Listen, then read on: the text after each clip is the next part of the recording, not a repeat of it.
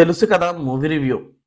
Actually ఈ cinema చూసి చాలా రోజులైంది కానీ కొంచెం బిజీగా ఉండడం వల్ల రివ్యూ చేయలేకపోయా.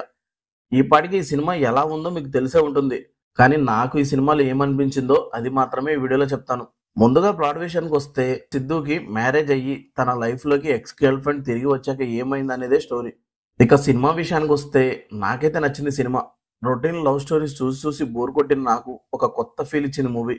నాకు సినిమా కంప్లీట్ అవ్వగానే ఒకటే అనిపించింది, ఏంటంటే ఈ సినిమా డైరెక్టర్ కి హ్యాట్స్ ఆఫ్ చెప్పాలని. ఎందుకంటే ఈ సినిమా డైరెక్టర్ ఒక ఫీమేల్ అయి ఉండి హీరో క్యారెక్టరైజేషన్ ని, అసలు మగవాళ్ళని అర్థం చేసుకునే పాయింట్ ఆఫ్ వ్యూని, చెప్పాలనుకునే మెసేజ్ ని చాలా డేరింగ్ గా చూపించారు.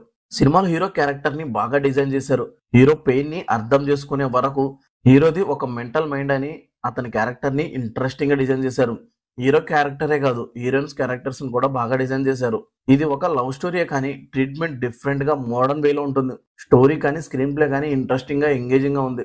అలాగే పర్ఫార్మెన్సెస్ కూడా చాలా బాగున్నాయి. సిద్ధు డీజే సిరీస్ కే పరిమితం అని అనుకునే వారికి ఈ సినిమాతో ఆన్సర్ ఇచ్చాడు సిద్ధు యాక్టింగ్ టెర్రిఫిక్ గా ఉంది. అలాగే రాశి ఖన్నా, శ్రీనిధి శెట్టి వీళ్ళు కూడా బాగా పర్ఫామ్ చేశారు.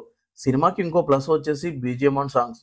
సినిమాలో ఏదైనా నెగిటివ్ ఉందంటే ఈ సినిమా అందరి కోసం కాదు, అందరికి కరెక్ట్ కూడా అవ్వదు.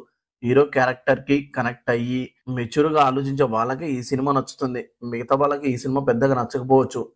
ఫైనల్ గా ఇది తెలుసు కదా సినిమా నాకు నచ్చింది. మీరు చూసి ఉంటారుగా, మీకు ఎలా అనిపించిందో కమెంట్ చేయండి. ఈ రివ్యూ నచ్చితే లైక్ చేయండి.